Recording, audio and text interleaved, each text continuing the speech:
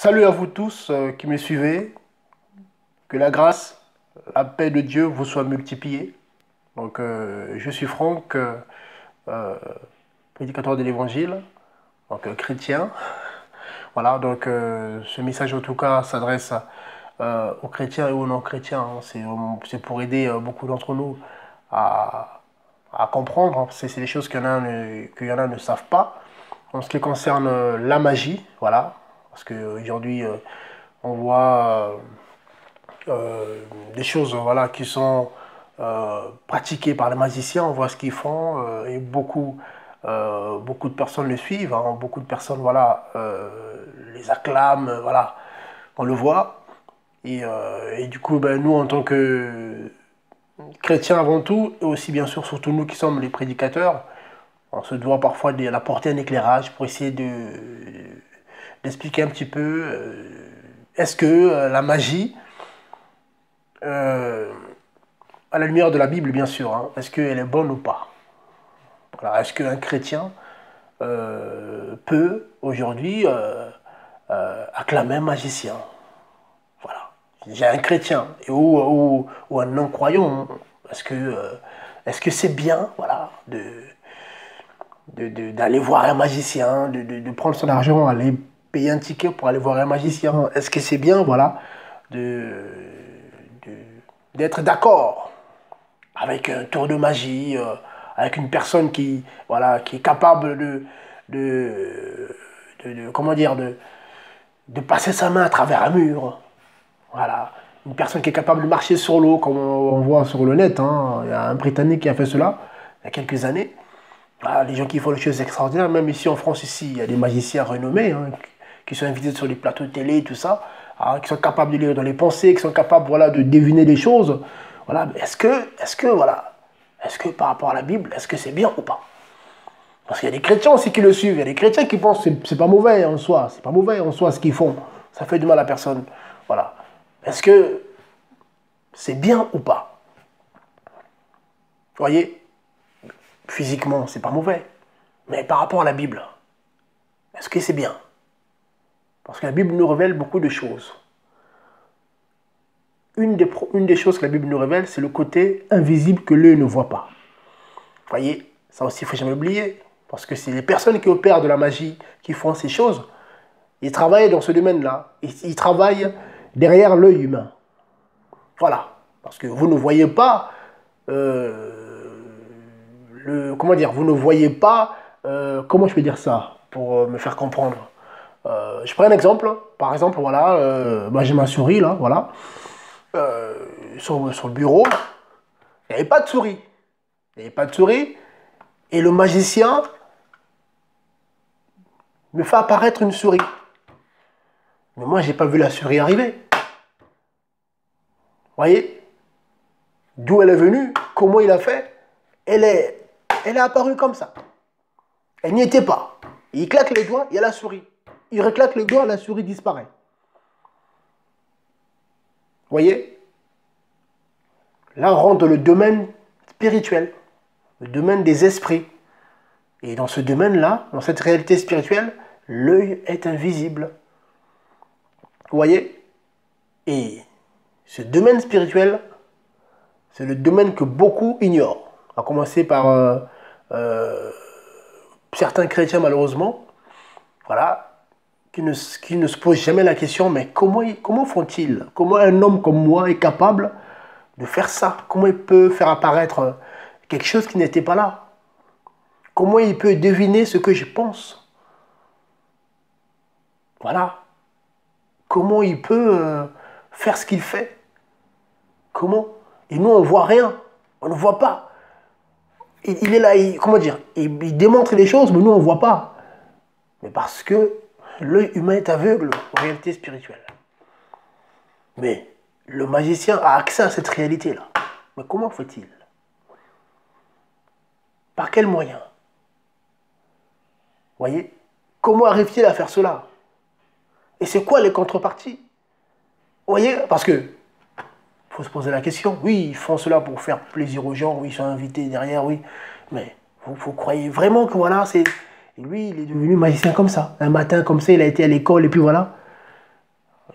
Oui, on se comprend. Oui, il y a des écoles de magie pour apprendre des tours. Oui, comment on sait, hein, il y a des tours hauts, des tours montés. Moi, je parle des vrais magiciens qui opèrent dans le spirituel.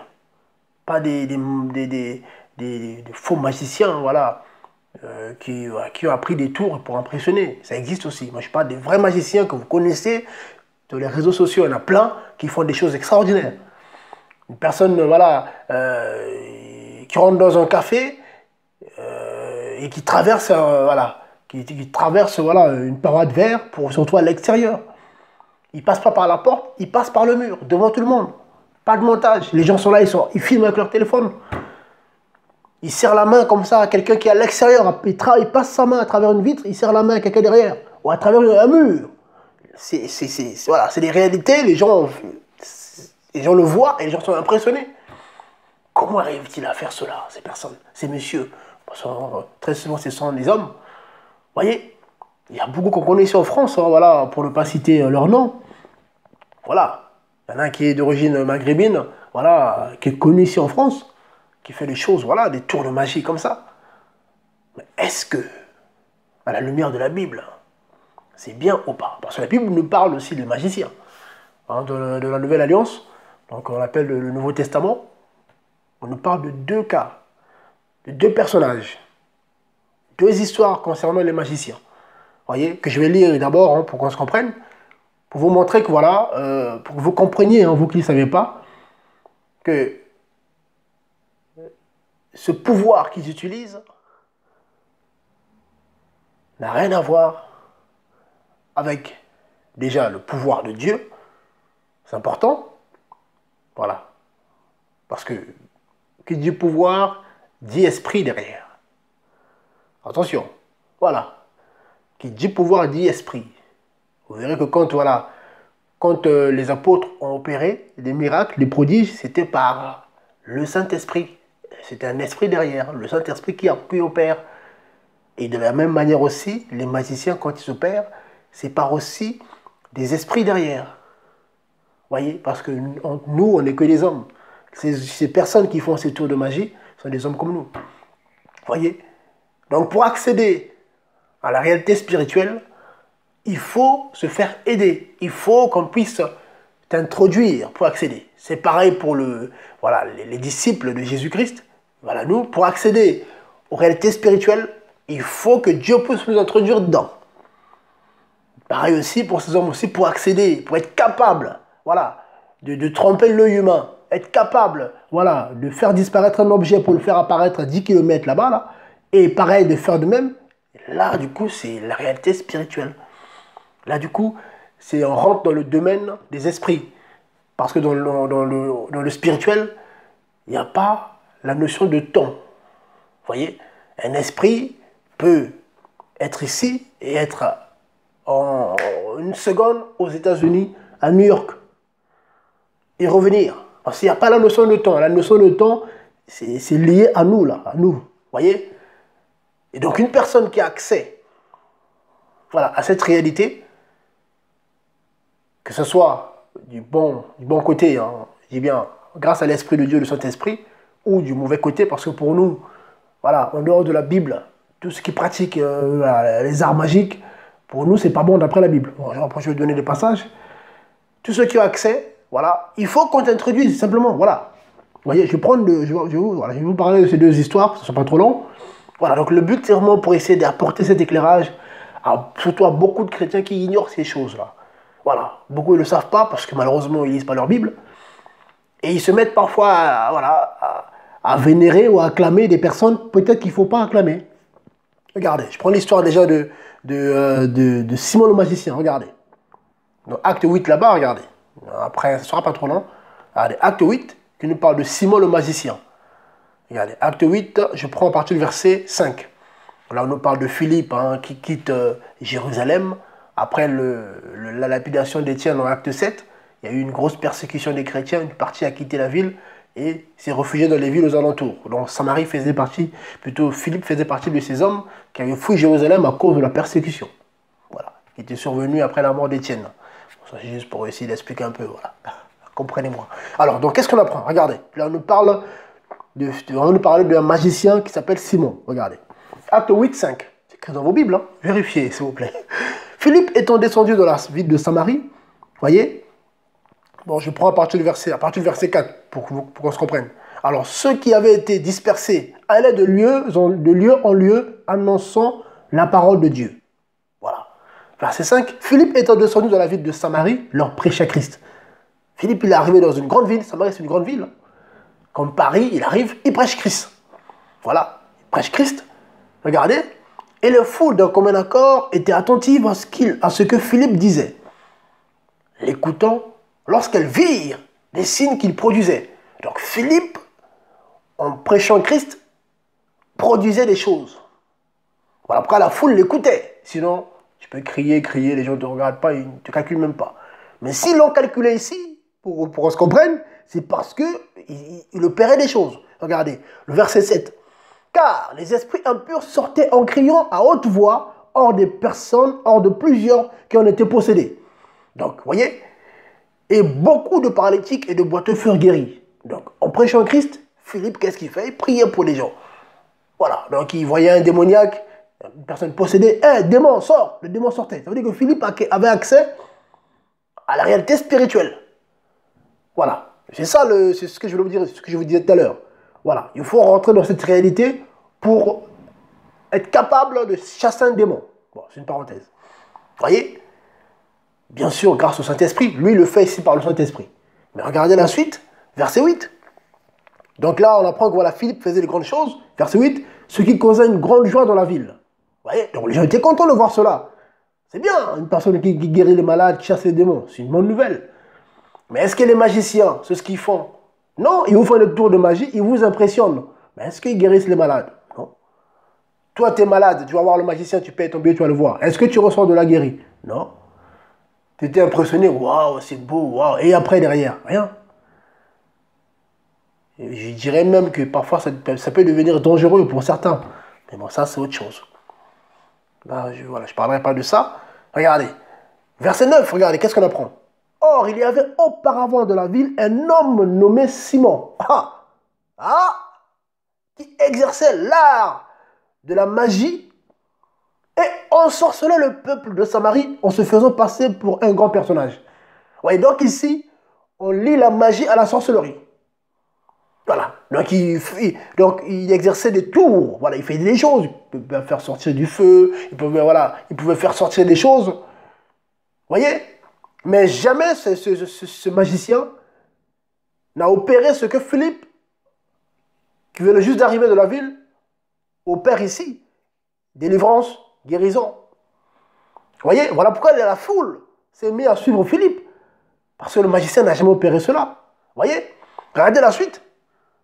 Et tous, depuis le plus petit jusqu'au plus grand, étaient attachés à lui, disant, celui-ci est la puissance de Dieu, la grande. Vous voyez, les gens croyaient que c'était Dieu. Or, au fond, non. Et quand ils ont vu la vraie puissance de Dieu, ils ont compris que celui-là, ils nous ont endormis. Vous voyez? C'est ça la différence. Donc, beaucoup aujourd'hui croient que la magie, c'est la puissance de Dieu. Mais quand ils sont confrontés à la vraie puissance de Dieu, ils comprennent que voilà, en fait, lui, il est là pour nous dribbler, comme disent les jeunes. Il nous dribble. Voilà. Il est là pour nous tromper, là. Il nous fait, il nous fait des choses, mais juste pour produire une joie physique. Mon esprit, il n'y a rien. Au contraire. Je dis bien au contraire. Au contraire, parce qu'il y a toujours une contrepartie. Voilà. Nous qui servons Jésus-Christ, nous qui servons Dieu, voilà, par Jésus-Christ de Nazareth, il y a une contrepartie que Dieu nous demande. Marcher droit, être carré, on ne fait pas de bêtises, voilà. Et pareil aussi, ceux qui font la magie, là, ils ont des contreparties. Il n'y a rien pour rien. Tu reçois ce pouvoir-là, il y a une contrepartie. Et de l'autre côté, la contrepartie, elle est terrible. Il y en a qui ne savent pas, mais les contreparties qu'on leur demande pour être capable de faire pour être capable, voilà, de produire ces choses grâce à certains esprits qui ne sont pas le Saint-Esprit, il y a des contreparties. Les gens ne savent pas ces choses-là. Voilà. Mais quand ils ont des problèmes qui leur arrivent, ils ne comprennent pas, parce qu'ils ne peuvent pas lier parfois les situations qui leur arrivent de leur vie à ça. Bon, c'est une parenthèse. Vous voyez, regardez ici. Donc on est sur, sur Simon le magicien. Regardez. Verset 11, donc on apprend quoi? Ils étaient attachés à lui parce que depuis longtemps, il les avait éblouis par sa magie. On parle de magie ici. Il n'y a pas deux magies, trois magies. Magie, c'est magie. Voyez? Verset 12. Mais quand ils eurent cru ce que Philippe leur avait annoncé concernant l'évangile du royaume de Dieu et le nom de Jésus-Christ, tant les hommes que les femmes furent baptisés. Ils ont cru pourquoi? Parce qu'ils ont vu ce que Philippe produisait. Les gens ne sont pas bêtes, ils ont comparé. Ils se sont rendus compte que, en fait, Philippe faisait des choses que leurs magiciens ne faisaient jamais. Voyez? Regardez verset 13. Et Simon lui-même crut aussi. Après avoir été baptisé, il ne quitta plus Philippe et il était dans l'étonnement en voyant les signes et les grands miracles qui se produisaient. Voyez? Mais ici, on verrait que voilà, là, il a cru parce qu'il voulait simplement, voilà, il voulait avoir ce pouvoir-là. Parce que quand on lit, hein, pour une parenthèse, pour vous montrer que voilà, c'était de l'hypocrisie, c'est une fausse croyance ici. Parce que regardez, quand on lit plus bas, après, voilà, pour juste vous montrer, voilà, que c'était juste pour essayer d'avoir ce pouvoir-là. Regardez, verset 17, on nous parle de ce Simon-là. Regardez. Regardez. Verset 18. Lorsque Simon vit que le Saint-Esprit était donné par l'imposition des mains des apôtres, il leur présenta de l'argent. Voyez? Donc lui, ce qu'il voulait, c'était essayer d'avoir ce pouvoir que lui n'avait pas. Voilà. Il n'avait pas le Saint-Esprit. Il avait un autre esprit. Il avait d'autres esprits par lesquels il pouvait opérer des choses. Mais il n'avait pas le Saint-Esprit. Voyez? Et là, du coup, c'est là qu'on voit que cet homme s'était soi-disant converti et s'était attaché à Philippe juste pour essayer d'avoir le même pouvoir. C'était pas pour Dieu, mais c'était juste pour essayer de faire la même chose que Philippe pour qu'il puisse, lui aussi, voilà, pour qu'il puisse prendre cette gloire pour lui. Parce que Philippe, il ne prenait pas la gloire pour lui. C'était pour Dieu, mais lui, il voulait sa gloire pour lui. Vous voyez? Et ici, qu'est-ce qu'on apprend? Regardez, hein, verset 18, acte 8. Lorsque Simon vit que le Saint-Esprit était donné par l'imposition des mains, des apôtres, hein, il leur présenta de l'argent, en leur disant, donnez-moi aussi ce pouvoir, afin que tous ceux à qui j'imposerai les mains reçoivent le Saint-Esprit. En gros, ce n'était pas par rapport à ça, afin que tous ceux que je vais imposer les mains soient guéris, qu'ils puissent marcher, et bien comme ça, moi, Simon le magicien, je serai plus grand. En gros, c'est ça. Et Pierre avait compris, c'est ça. Pierre a compris sa ruse. Regardez verset 20. Mais Pierre lui dit, que ton argent périsse avec toi, puisque tu as estimé que le don de Dieu s'acquérait avec de l'argent. Voyez? Ah oui, là, Pierre avait compris sa ruse. Voyez? Pierre continue. Tu n'as pas de part ni d'héritage dans cette affaire, car ton cœur n'est pas droit devant Dieu. Réponds-toi de cette méchanceté et prie Dieu afin que, s'il est possible, la pensée de ton cœur te soit pardonnée. Et donc là, Pierre aussi qui avait accès. En réalité spirituelle, avait deviné, avait compris la ruse de cet homme-là. Mais si toi, tu n'as pas ça, tu ne vas rien comprendre. Et beaucoup ne comprennent pas. Ils ne voient pas ce qu'il y a derrière, voilà, la magie. Les gens ne voient pas. Ici, on nous apprend que cet homme avait gagné cette vie de Samarie par l'art magique, parce qu'il avait réussi à ensorceler. Vous voyez, à envoûter les gens. Donc ça veut dire que c'est une pouvoir mauvaise. C'est un pouvoir mauvais plutôt. Donc c'est une puissance mauvaise. Quand on envoûte les gens, c'est la sorcellerie. Ça veut dire que là, on fait appel à des démons pour endormir les gens. Et ça, c'est spirituel, c'est pas physique. C'est pas physique. Et du coup, il y a des personnes qui aiment certaines personnes. Ah, je l'aime lui. Ah, il est bien. Ah, je veux le suivre. Mais parce que cette personne est complètement sorcelée. Et du coup, tu peux même plus, voilà, tu t'attaches à quelqu'un, même dans les réseaux comme ça, des personnes qui aiment des personnes en ligne comme ça. Ah, lui, je peux pas rater ces trucs, voilà. Mais parce que, elle t'ont sorcelé. Vous voyez, c'est pas forcément obligé d'être en face de la personne physiquement. En esprit, on peut ensorceler les gens en ligne. Tu me regardes comme ça, t'es ensorcelé, du coup, t'es piégé, voilà. Et du coup, tu peux plus te passer de cette personne. Donne des sous, tu t'envoies des sous, ben tu le suis, tout ça. Et il y en a qui ne comprennent pas. Ils sont prêts à tout pour cette personne. Quand tu leur dis, mais pourquoi, regarde, tu gâches ta vie pour... Oui, mais tu sais, j'aime trop, c'est plus fort que moi. Ben oui, c'est plus fort que toi. Tu es ensorcelé. Tu deviens esclave. Vous voyez? Je ne sais pas si les gens comprennent ou pas. La magie. C'est pas... Franchement, là, on voit déjà voilà, un exemple assez clair ici. Je prends l'autre exemple, regardez, d'un autre magicien, acte 13, Bar Jésus, qui était confronté à l'apôtre Paul là-bas, regardez, pareil, toujours contre le Saint-Esprit. Les magiciens sont toujours contre le Saint-Esprit, parce que ce n'est pas le même esprit. C'est deux mondes, c'est deux réalités, c'est deux puissances, c'est pas pareil. Regardez, Acte 13 à partir du verset, à partir du verset 6, ça évite. Et ensuite traversé l'île jusqu'à Paphos, ils trouvèrent là un ancien magicien, un certain magicien, faux prophète juif, nommé Bar-Jésus. Donc, un magicien qui se faisait passer pour un prophète. Ici, on dit faux prophète parce que c'est la vérité. Mais dans cette ville, voilà, il se faisait passer pour un prophète. Or, qui dit prophète, dit signe miraculeux. Donc, il faisait les choses qui impressionnaient les gens. Comme Simon le magicien, pareil. Du coup, les gens les prenaient pour des prophètes de Dieu. Or, c'était des sorciers. Vous voyez? Oui, c'était des sorciers. En réalité, un magicien, c'est un sorcier. Voilà. C'est toujours lié à la sorcellerie. Toujours. Mais c'est un mot qui fait peur.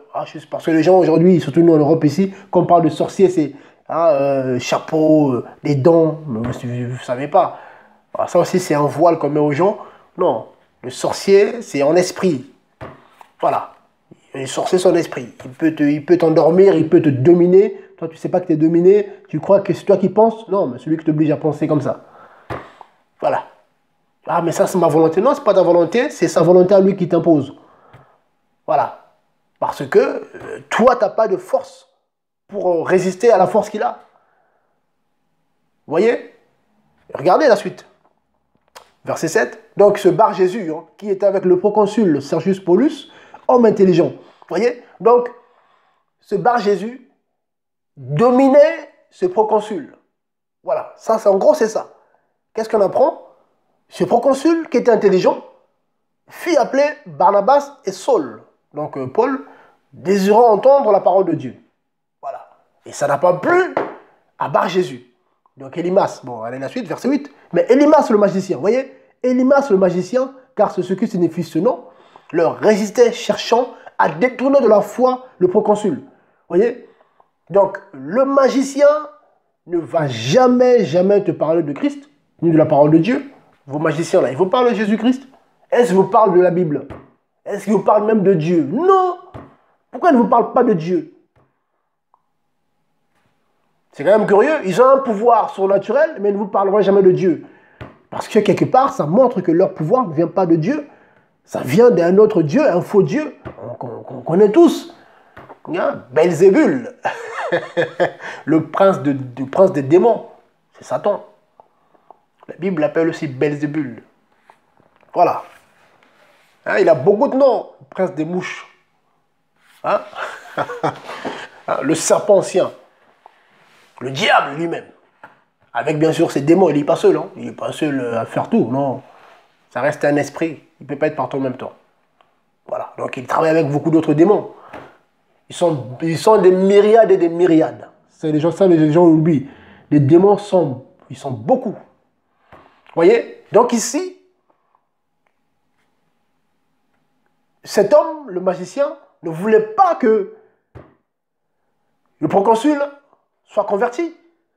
Et Paul avait compris, regardez, Paul avait compris, voilà, c'est ça. C'est un combat spirituel, c'est deux réalités, donc ça se passe au niveau de l'esprit. Le magicien, son esprit, Paul aussi, son esprit. C'est plus au niveau de la chair. Vous regardez la suite.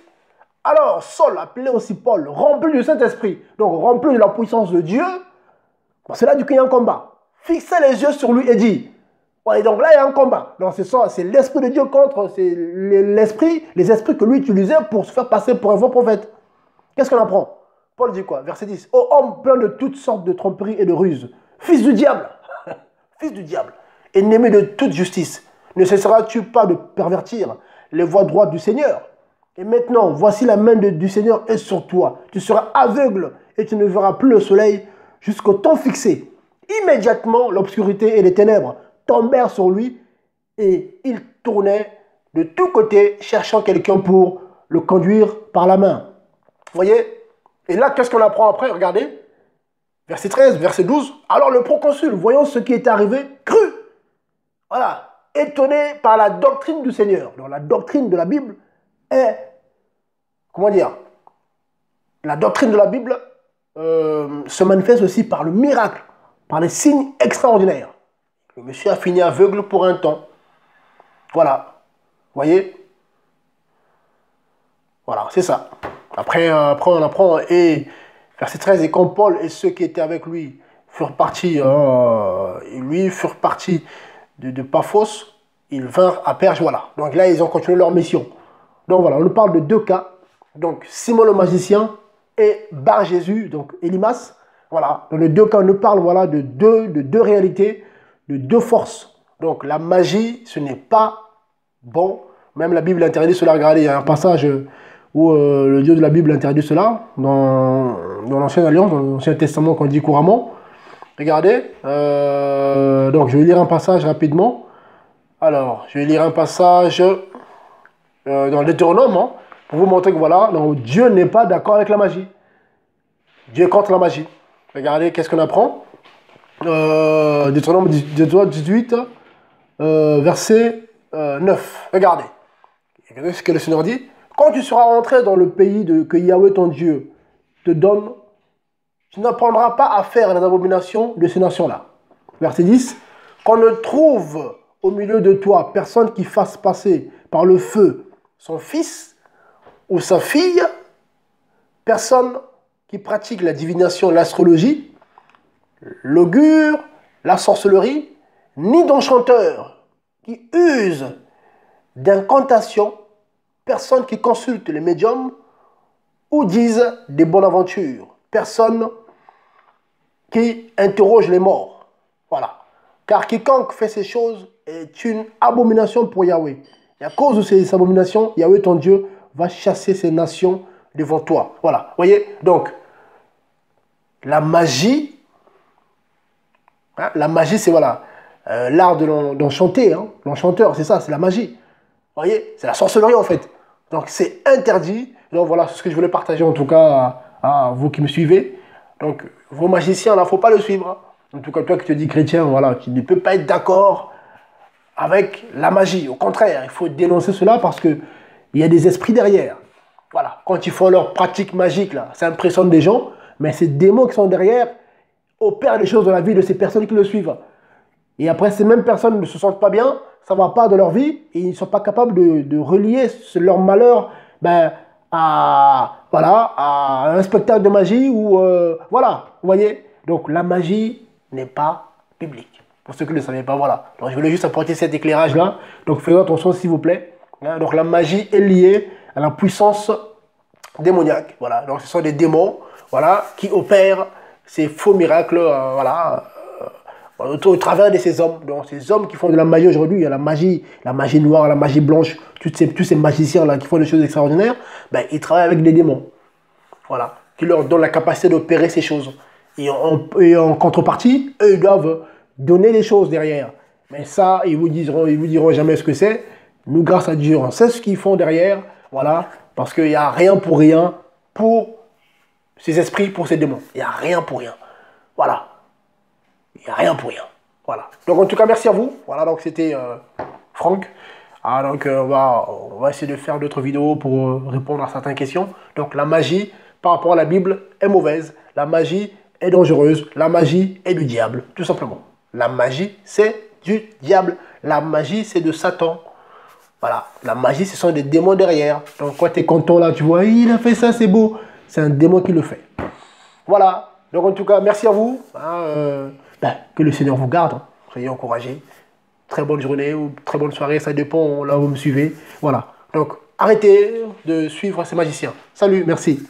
Bye bye, merci, au revoir. Merci. Merci beaucoup.